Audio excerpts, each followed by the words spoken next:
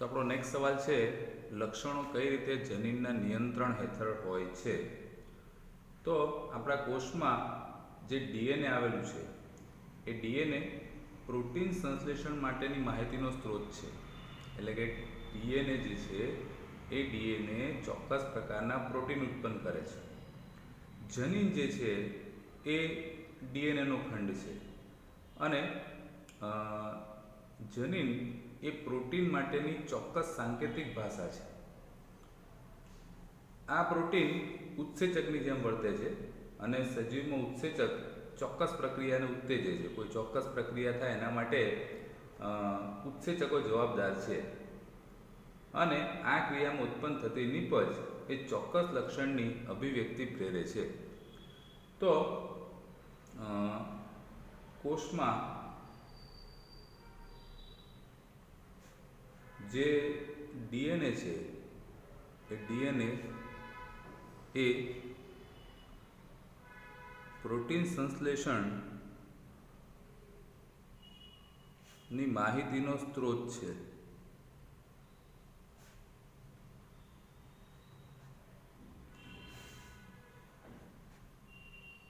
જનીન એ ડીએનએનો એક ખંડ છે.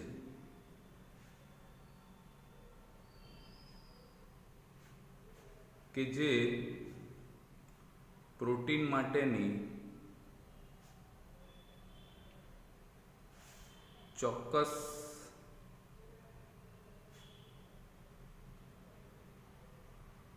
સાંકેતિક ભાષા છે. આ પ્રોટીન એ ઉત્સેચક તરીકે વર્તે છે.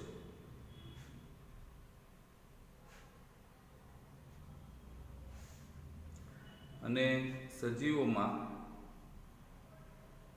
ઉત્સેચક એ ચોક્કસ પ્રક્રિયાને ઉત્તેજે છે.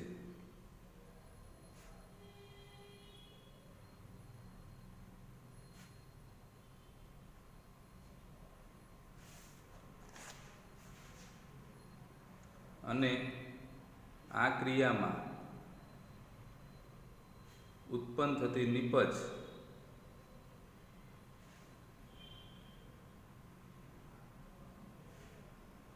એ ચોક્કસ લક્ષણોની અભિવ્યક્તિને પ્રેરે છે.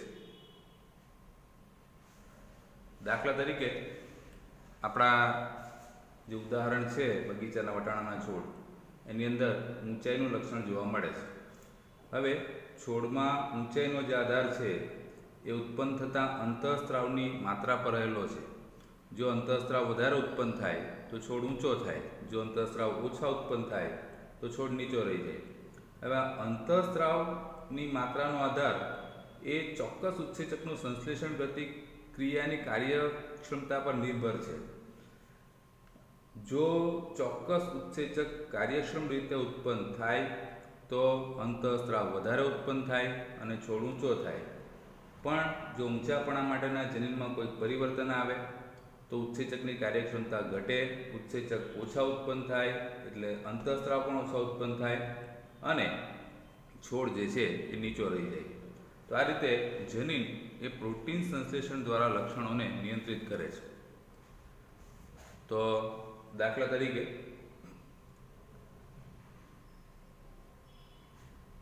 બગીચાના જે વટાણાના છોડ છે એ વટાણાના છોડમાં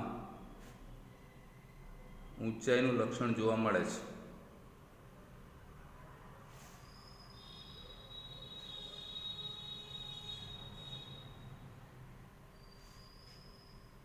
છોડમાં ઊંચાઈનો આધાર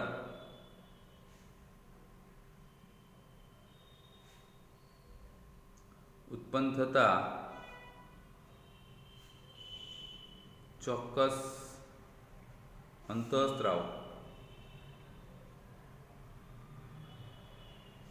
ની માત્રા પર રહેલો છે.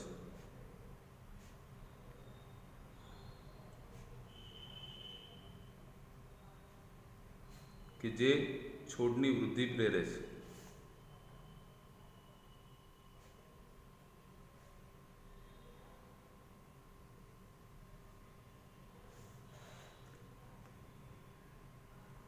અને જે અંતઃસ્ત્રાવ છે એ અંતઃસ્ત્રાવની માત્રાનો આધાર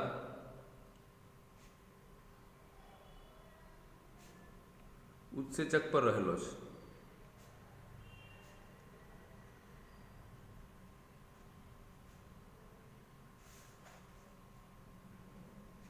જો ઉત્સેચક કાર્યક્ષમ રીતે કાર્ય કરે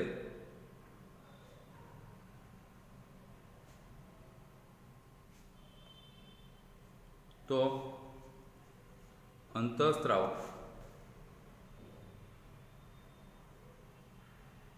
પર્યાપ્ત માત્રામાં ઉત્પન્ન થાય છે.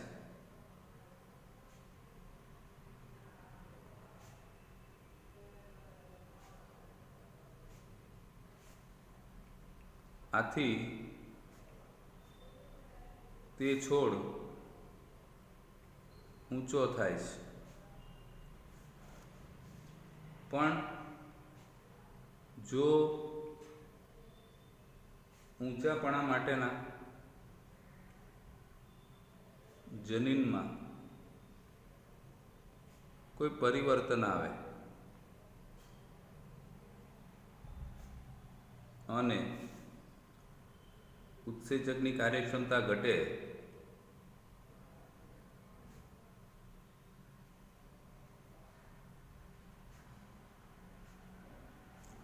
તો નિર્માણ પામનારા અંતઃસ્ત્રાવની માત્રા પણ ઘટે છે.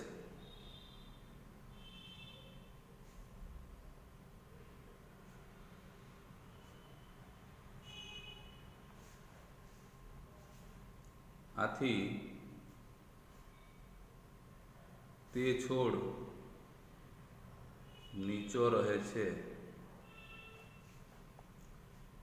આ રીતે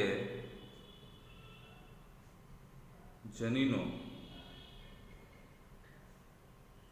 એ પ્રોટીન સંશ્લેષણ દ્વારા એટલે કે ઉત્સેચકો દ્વારા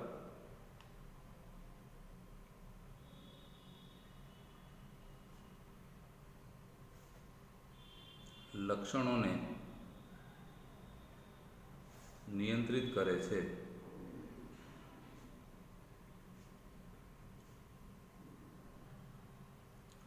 ચલો બાળકો, આપણો નેક્સ્ટ સવાલ છે, આનુવંશિકતાની કઈ ક્રિયાવિધિનો લિંગી પ્રજનન કરતા બધા સજીવો ઉપયોગ કરે છે? એટલે કે બધા સજીવો લિંગી પ્રજનન કરતા, એટલે કે જેમાં નર અને માદા અલગ અલગ છે એવા સજીવોમાં આનુવંશિક લક્ષણો કઈ રીતે આવે છે? જો લિંગી પ્રજનન કરતા સજીવો, દાખલા તરીકે મનુષ્યમાં જે બાળક જન્મે છે એ બાળકની અંદર માતા અને પિતા બંનેના લક્ષણો જોવા મળે છે. તો એ લક્ષણો કઈ રીતે વારસાગમન પામે છે એ આપણો સવાલ છે કે ભાઈ બાળકમાં માતા અને પિતા બંનેના લક્ષણો કઈ રીતે આવે છે. તો લિંગી પ્રજનન દરમિયાન સંતતિની અંદર જે આનુવંશિકતા છે એની અંદર બંનેનો સમાન ફાળો હોય છે, માતા અને પિતા. બંને પિતૃઓમાંથી એટલે કે માતા અને પિતા બંનેમાંથી જે જનીનો વારસાગત થાય છે એને આધારે સંતતિ એટલે કે નવા બાળકના લક્ષણો નક્કી થાય છે. દરેક બાળકની અંદર એટલે કે જ્યારે ગર્ભાવસ્થામાં હોય છે શરૂઆતના તબક્કે, ત્યારે જનીનના બે સેટ એટલે કે બે યુગ્મ હોય છે. એ બે યુગ્મમાંથી એક પિતૃપક્ષ પાસેથી એટલે કે પિતા પાસેથી અને બીજું માતૃપક્ષ પાસેથી એટલે કે માતા પાસેથી મળેલું હોય છે. અને આ જનીનો જે છે એ તેમના પિતૃઓના જે રંગસૂત્રો છે એ રંગસૂત્રો દ્વારા વારસામાં આવે છે. આપણે જાણીએ છીએ કે જ્યારે જનન કોષોનું નિર્માણ થાય છે ત્યારે અર્ધીકરણની પ્રક્રિયા થાય છે. એટલે આ ધારો કે પિતાના જનીનો છે અને આ ધારો કે માતાના જનીનો છે. અહીંયા માતાના જનીનો છે. તો આ 2A પિતાના જનીન છે, આ 2A માતાના જનીન છે. તો જ્યારે પ્રજનન કોષોનું નિર્માણ થાય છે. પુરુષોની અંદર ઉત્પન્ન થાય છે શુક્રકોષો, આપણે આગળ ભણી ગયા, અને સ્ત્રીઓમાં ઉત્પન્ન થાય છે અંડકોષો. તો જ્યારે જનનકોષોનું નિર્માણ થાય છે ત્યારે અર્ધીકરણની પ્રક્રિયા થાય છે, એટલે કે રંગસૂત્રો જે છે એ અડધા થઈ જાય છે. તો આ જનનકોષોની અંદર જે રંગસૂત્રો છે એ અડધા અડધા હોય છે, બરાબર. હવે ફલનની ક્રિયા થાય છે, એટલે કે શુક્રકોષ અને અંડકોષ ભેગા થવાની જે પ્રક્રિયા છે આપણે ભણી ગયા, બરાબર, 8મા પાઠની અંદર. તો જ્યારે શુક્રકોષ અને અંડકોષ ભેગા થાય એટલે બેના ફલનથી યુગ્મનજ નિર્માણ પામે, બરાબર. અને આ યુગ્મનજ જે છે એ નવી સંતતિનો પ્રથમ કોષ છે. દરેક સજીવ પોતાના જીવનની શરૂઆત એક કોષથી કરે છે. તો આ યુગ્મનજ જે છે એ યુગ્મનજ નવી સંતતિનો પ્રથમ કોષ છે.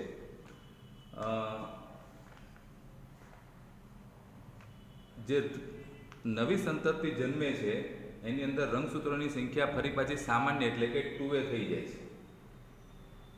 આ 2a રંગસૂત્રની અંદર એક રંગસૂત્ર પિતાનું હોય છે અને બીજું રંગસૂત્ર માતાનું હોય છે, બરાબર. તો આ રીતે જે નવી સંતતિ જન્મે છે એની અંદર બંનેના લક્ષણો આપણને જોવા મળે. બાળકમાં માતાના લક્ષણો પણ જોવા મળે અને પિતાના લક્ષણો પણ જોવા મળે. તો આનુવંશિકતાની આ જે ક્રિયાવિધિ છે એ ક્રિયાવિધિનો ઉપયોગ લિંગી પ્રજનન કરતાં બધા જ સજીવો કરે છે. એવું નથી કે પુરુષમાં જ આ થાય છે. લિંગી પ્રજનન કરતાં બધા જ સજીવો આ જ રીતે આનુવંશિકતાની ક્રિયાવિધિનો ઉપયોગ કરે છે. ચલો તો આપણે લખીને જોઈએ.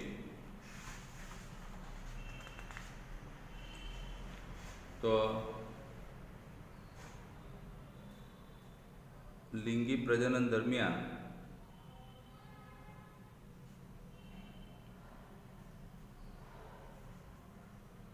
જે સંતતિ છે એ સંતતિમાં આનુવંશિકતા માટે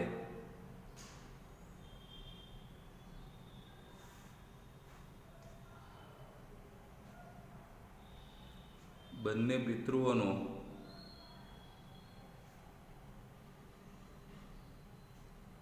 સમાન ફાળો હોય છે. એટલે કે માતા અને પિતા બંનેનો સરખો ફાળો હોય છે. બંને પિતૃઓમાંથી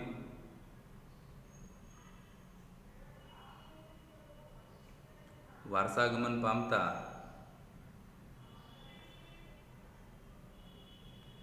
જે જનીનો છે એ જનીનો ને આધારે સંતતિના લક્ષણો નક્કી થાય છે.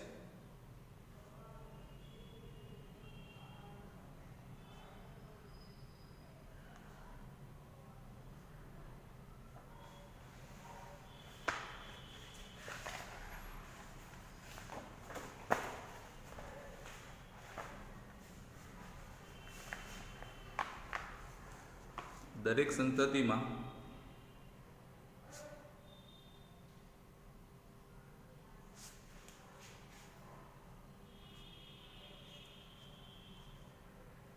જનીનના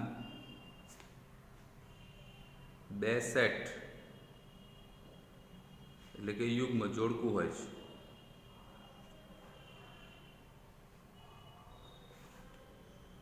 જેમાંથી એક પિતૃપક્ષ પાસેથી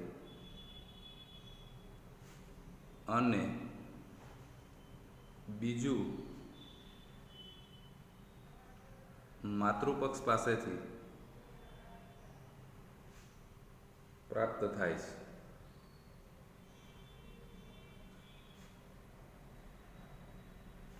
અને આ જનીનો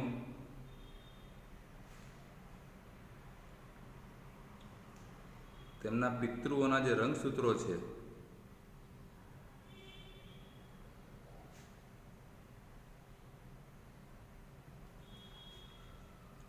એના દ્વારા વારસાગમન પામે છે.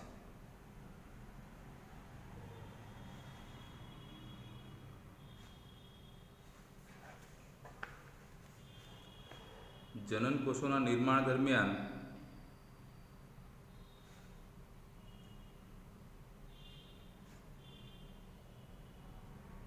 અર્ધીકરણની પ્રક્રિયા થાય છે.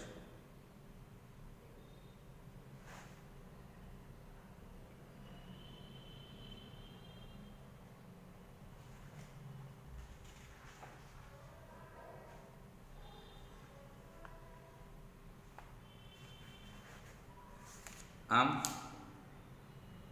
જે દૈહિક કોષો એટલે કે પિતૃકોષો છે એમાંથી જનન કોષોમાં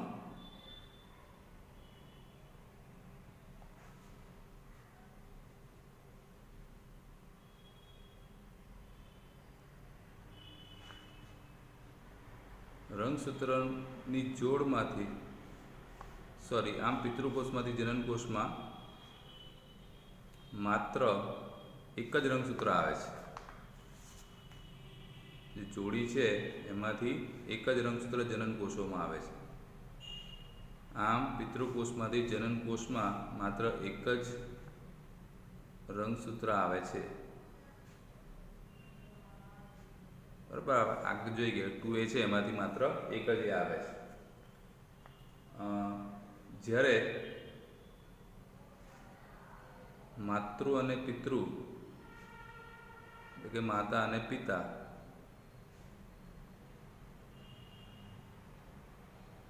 એના જનન કોષોના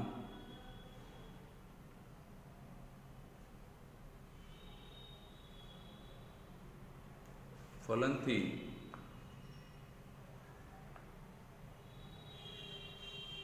યુગ્મનજ નિર્માણ પામે છે. માતૃ અને પિતૃના જનનકોષો ભેગા થાય એટલે યુગ્મનજ નિર્માણ પામે અને યુગ્મનજ એ નવી સંતતિનો પ્રથમ કોષ બને છે. યુગ્મનજ એ નવી સંતતિનો પ્રથમ કોષ બને છે.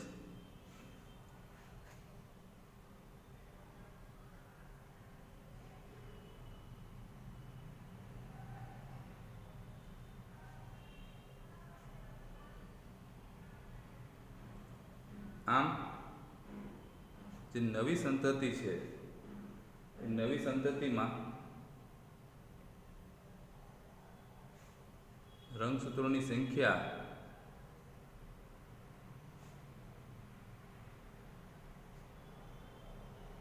ફરી સામાન્ય બની જાય છે, એટલે કે ફરી 2A થઈ જાય છે.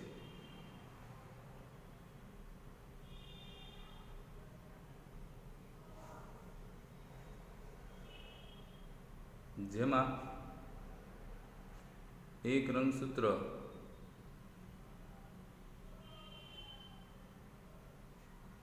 પૈતુક એટલે કે પિતા તરફથી અને બીજું માતૃક એટલે કે માતા તરફથી હોય છે.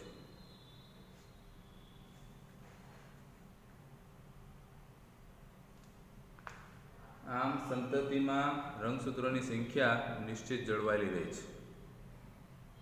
સંતતિમાં રંગસૂત્રોની નિશ્ચિત સંખ્યા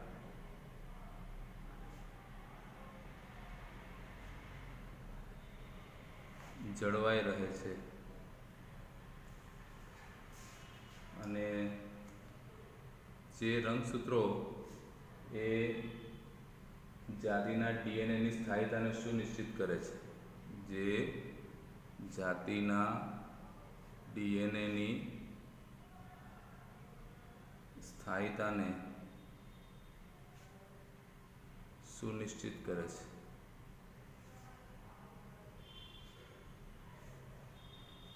અને આનુવંશિકતાની આ ક્રિયાવિધિનો ઉપયોગ આનુવંશિકતાની આ ક્રિયાવિધિનો ઉપયોગ લિંગી પ્રજનન કરતા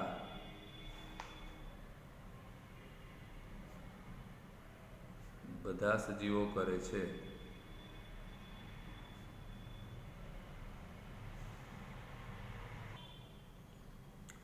લિંગ નિશ્ચયન એટલે શું? પ્રાણીઓમાં લિંગ નિશ્ચયનની વિવિધ રીતો જણાવો. લિંગી પ્રજનનમાં ફલન ક્રિયા દ્વારા નિર્માણ પામતા ફલિતાંડમાંથી વિકસતો ગર્ભ નર બનશે કે માદા તે જાતિ નિશ્ચિત કરવાની પદ્ધતિ એટલે એને કહેવામાં આવે છે લિંગ નિશ્ચયન. બરાબર, ગર્ભમાં રહેલું બાળક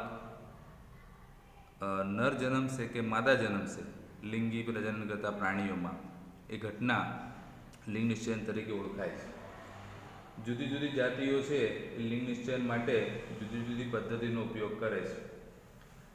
કેટલાક સરીસૃપ પ્રાણીઓ છે એની અંદર લિંગ નિશ્ચયન વાતાવરણના કારક જેવા કે તાપમાન એના પર આધાર રાખે છે. ફલિપીંડાને કયું તાપમાન પ્રાપ્ત થાય છે તેને આધારે નર બનશે કે માદા તે નક્કી થાય છે. દાખલા તરીકે કાચબાને 30°C કરતાં વધારે તાપમાન પ્રાપ્ત થાય કાચબાના ઈંડાને તો એમાંથી નર જન્મે છે, માદા જન્મે છે.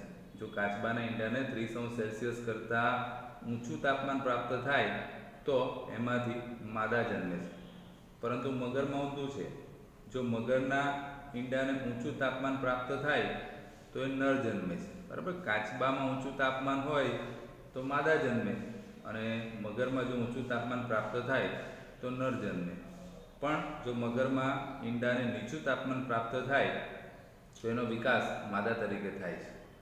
મનુષ્યમાં લિંગ નિશ્ચયન એ લિંગી રંગસૂત્રો દ્વારા થાય છે અને એ રંગસૂત્રો પર રહેલા જે જનીનો છે કે જે જનીનો પિતૃઓમાંથી આનુવંશિકતા દ્વારા પ્રાપ્ત થાય છે એને આધારે લિંગ નિશ્ચયન થાય છે.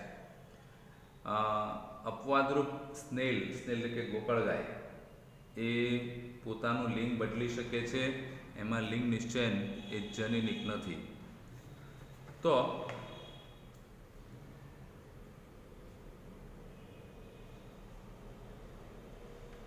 લિંગી પ્રજનનમાં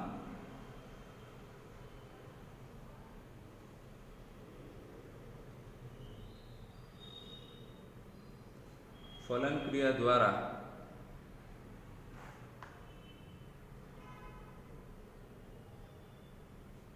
નિર્માણ પામતા ફલિતાંડમાંથી વિકસતો ગર્ભ નર બનશે કે માદા તે જાતિ નક્કી કરવાની ક્રિયાવિધિને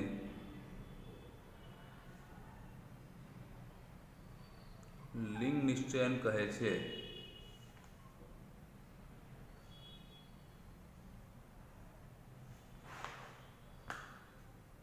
જુદા જુદા પ્રાણીઓ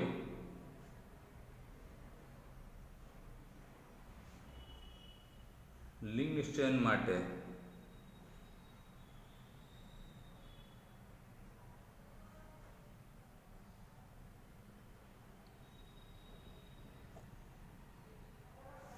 જુદી જુદી પદ્ધતિનો ઉપયોગ કરે છે.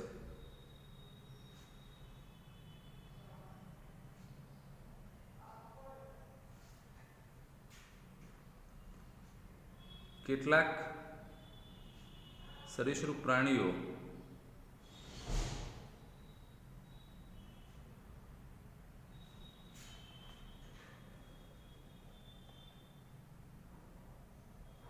પ્રાણીઓમાં લિંગ નિશ્ચયન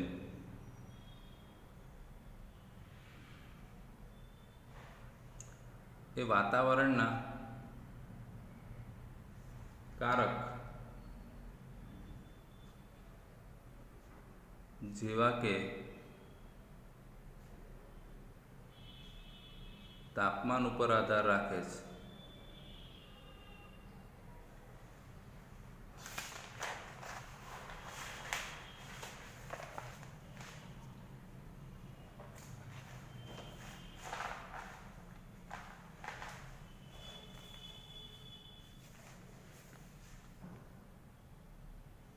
ફલિત ઈંડાને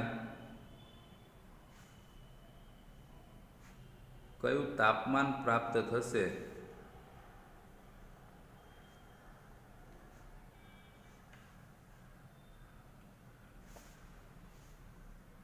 તેને આધારે તે નર બનશે કે માદા તે નક્કી થાય છે. દાખલા તરીકે કાચબાના ઈંડાને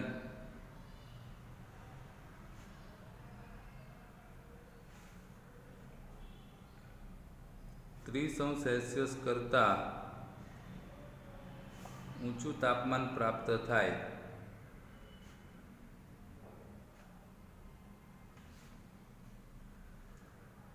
તો તેનો માદા તરીકે વિકાસ થાય છે.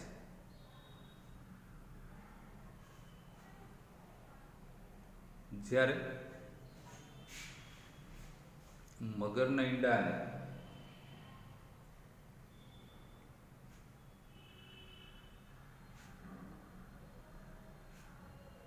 ઊંચું તાપમાન પ્રાપ્ત થાય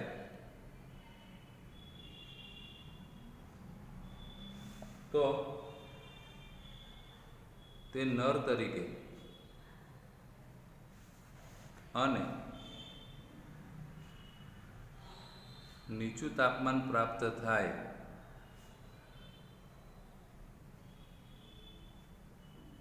તો તે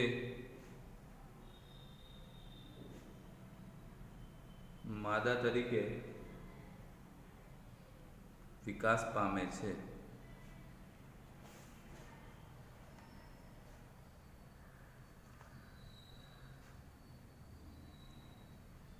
મનુષ્યમાં લિંગ નિશ્ચયન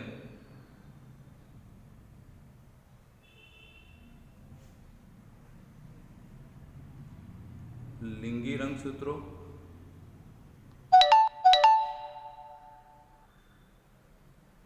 અને તેના પર રહેલા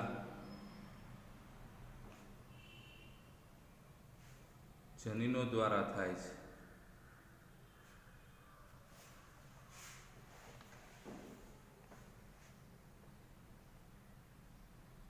અપવાદ રૂપે સ્નેલ એટલે ગોકળગાય જેવા પ્રાણીઓ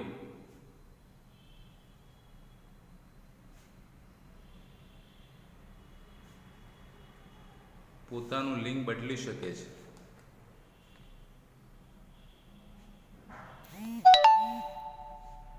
તેમાં લિંગ નિશ્ચયન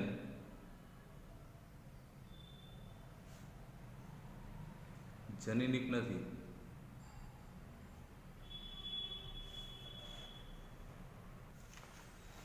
તો બાળકો, આપણો આગળનો સવાલ છે, મનુષ્યમાં લિંગ નિશ્ચયન સમજાવો. મનુષ્યમાં લિંગ નિશ્ચયન કઈ રીતે થાય છે? તો હમણાં આપણે વાત કરી કે ભાઈ મનુષ્યમાં લિંગ નિશ્ચયન જનીનો દ્વારા થાય છે. મનુષ્યના દૈહિક કોષોમાં 23 જોડ રંગસૂત્રો હોય છે.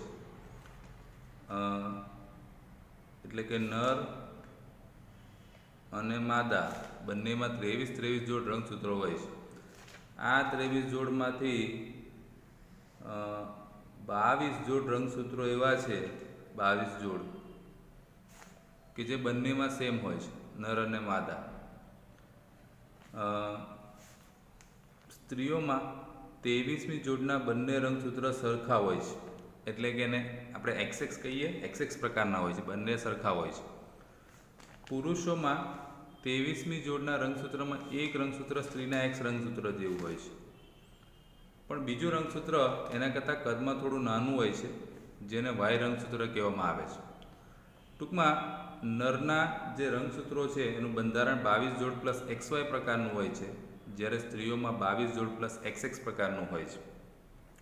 જ્યારે પ્રજનન કોષોનું નિર્માણ થાય છે ત્યારે અર્ધીકરણની પ્રક્રિયા થાય છે. આપણે જાણીએ છીએ કે પુરુષોમાં શુક્રકોષો, સ્ત્રીઓમાં અંડકોષો ઉત્પન્ન થાય છે. હવે અર્ધીકરણની પ્રક્રિયા થાય એટલે શું થાય? 22 જોડમાંથી એક શુક્રકોષની અંદર 22 અને આ XY છે એમાંથી એક X રંગસૂત્ર આવે છે. જ્યારે બીજો જે શુક્રકોષ છે એમાં 22 જોડમાંથી 22 અને બીજું Y રંગસૂત્ર આવે. પણ સ્ત્રીઓમાં એવું નથી થતું. સ્ત્રીઓમાં 22 જોડમાંથી 22 પ્લસ આ X અને બીજા અંડકોષની અંદર ફરી પાછા 22 પ્લસ X. ટૂંકમાં સ્ત્રીઓમાં ઉત્પન્ન થતા બધા જ અંડકોષોનું બંધારણ સરખું હોય છે, 22 પ્લસ X પ્રકારનું હોય છે. જ્યારે પુરુષોમાં ઉત્પન્ન થતા શુક્રકોષોમાં 50% 22 પ્લસ X પ્રકારના હોય છે, જ્યારે બાકીના 50% 22 પ્લસ Y પ્રકારના હોય છે. હવે જો આ X રંગસૂત્ર ધરાવતા શુક્રકોષો અંડકોષને ફલિત કરે તો જે ફલિતાંડ બને છે એના રંગસૂત્રનું બંધારણ શું થશે? આ 22 ને આ 22 એટલે ફરી પાછું થઈ જાય 22 જોડ અને આ X અને આ X એટલે કે થઈ જાય XX. તો આ જે જન્મે છે એ શું હોવાનું? તો કે છોકરી. બરાબર, કારણ કે 22 જોડ પ્લસ XX સ્ત્રીના રંગસૂત્રનું બંધારણ છે. પણ જો Y રંગસૂત્ર ધરાવતા શુક્રકોષો અંડકોષને ફલિત કરશે તો રંગસૂત્રનું બંધારણ થશે 22 જોડ પ્લસ આ X અને બીજો Y. એટલે આ જે જન્મે છે એ શું હશે? તો કે છોકરો. બરાબર. તો આવી રીતે મનુષ્યમાં લિંગ નિશ્ચયન જે છે એ જનીનો મારફતે થાય છે. તો મનુષ્યમાં લિંગ નિશ્ચયન જનીનો દ્વારા થાય છે. મનુષ્યના જે દૈહિક કોષો છે એમાં 23 જોડ રંગસૂત્રો હોય છે.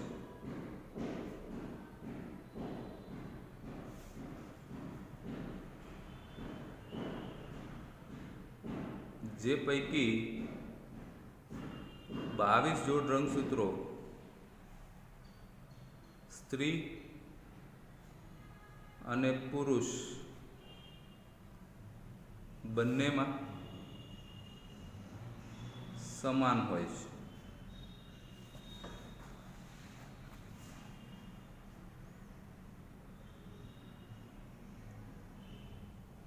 પણ 23મી જોડના રંગસૂત્રોમાં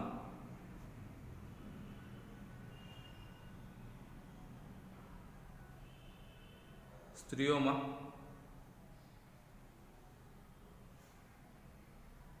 બંને રંગસૂત્રો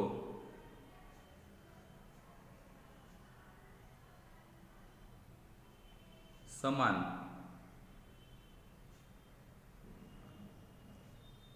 એટલે કે XX પ્રકારના હોય છે.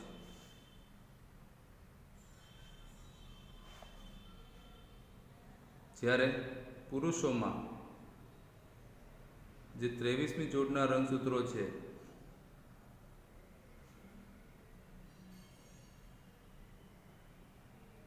એમાં એક રંગસૂત્ર સ્ત્રીના X રંગસૂત્ર જેવું, જ્યારે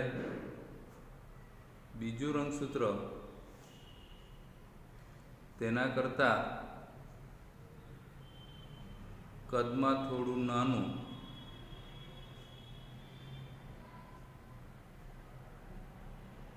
હોય છે, જેને Y રંગસૂત્ર કહે છે. આમ પુરુષોના જે રંગસૂત્રો છે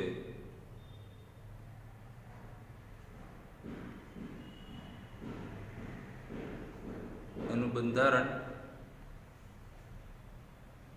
22 જોડ પ્લસ XY પ્રકારનું અને સ્ત્રીઓના રંગસૂત્રોનું બંધારણ 22 જોડ પ્લસ XX પ્રકારનું હોય છે.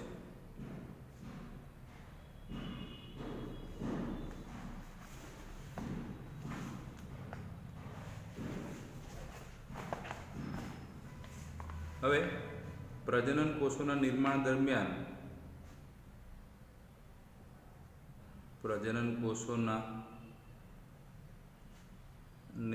દરમિયાન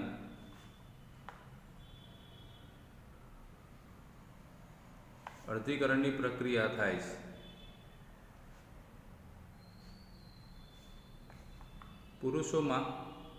સ્ત્રીઓમાં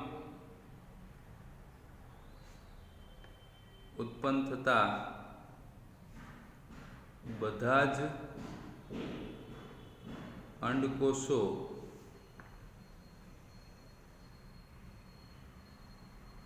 (22+X)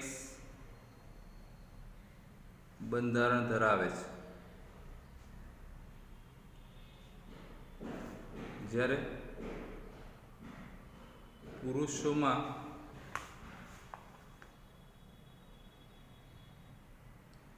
ઉત્પન્ન થતા શુક્રકોષોમાં 50% 22+X બંધારણ ધરાવે છે, જ્યારે બાકીના 50% 22+Y બંધારણ ધરાવે છે.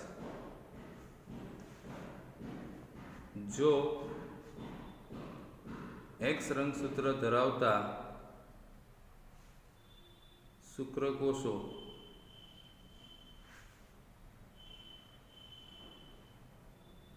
અંડકોષને ફલિત કરે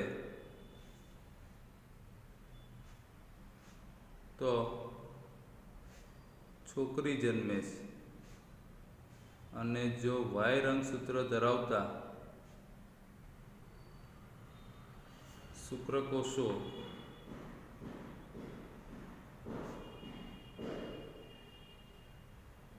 અંડકોષને ફલિત કરે તો છોકરો જન્મે છે.